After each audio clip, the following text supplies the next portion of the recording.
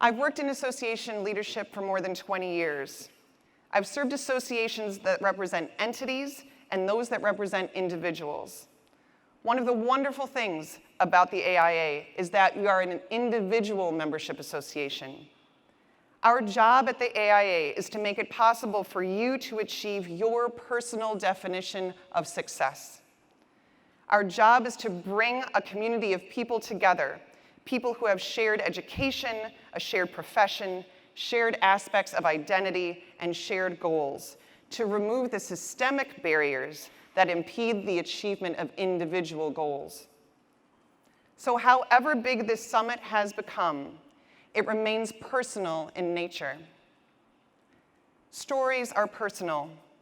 Your stories matter. Whether they be stories of inspiration and achievement, stories of frustration and loss, or stories of just doing your best to hold it all together.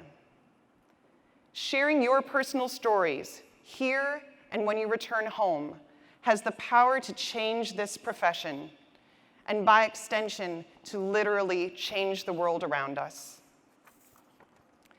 Changing the profession and the world is what women in architecture have been working to do for decades.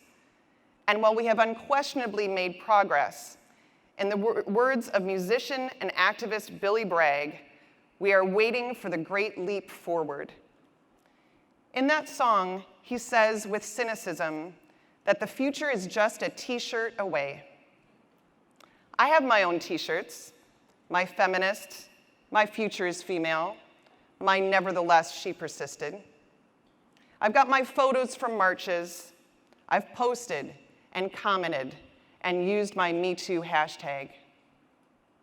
Bragg says this is lovely, good for us, but we also have to do the real work, the work of leadership.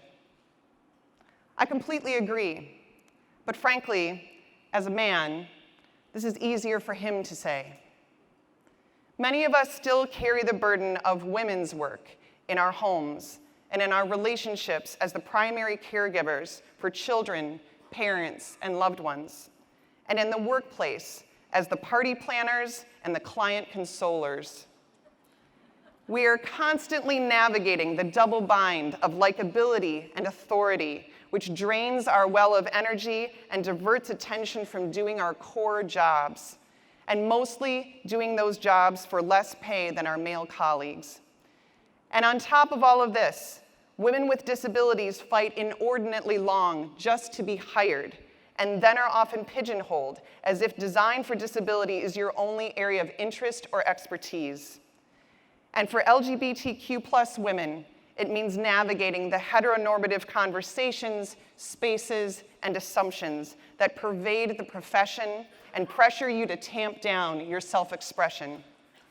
And for women of color, it means fighting prove it again bias, being pressed to demonstrate skills and expertise twice over and receiving even less pay, and with regularly occurring slights from colleagues and clients and contractors, and the asks and assumptions that you will mentor and speak on behalf of everyone who looks or sounds remotely like you, and the painstaking patience it takes to deal with white women like me as we come to terms with the history and the legacy of our whiteness, and too often subtly and not so subtly ask you to set aside issues of race and to check your culture at the door.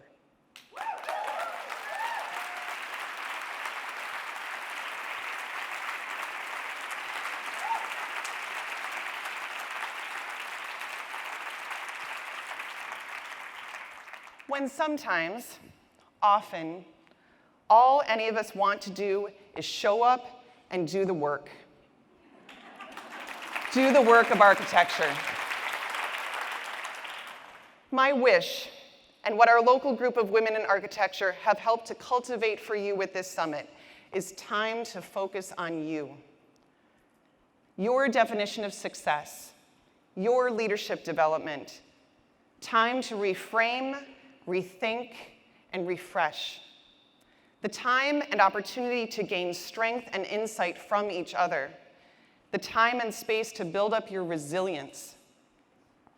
Whether you identify as a woman architect or an architect who happens to be a woman, a woman pursuing a degree in architecture, a woman pursuing licensure, a woman trained in architecture who is teaching or applying your training to other fields, a woman who is owning the role of citizen architect, an individual of any gender identity who is leveraging your power and skill to bring gender equity and inclusion to your firm, your school, or this profession, or simply a human being living through the intensity of this day and age, you need to cultivate resilience and strength. Your strength is not just within you, it is among you. Together, all of us, more than 700 strong, are a force to be reckoned with. Let this summit fuel us. Let it fuel the reckoning in architecture. Let it fuel the great leap forward.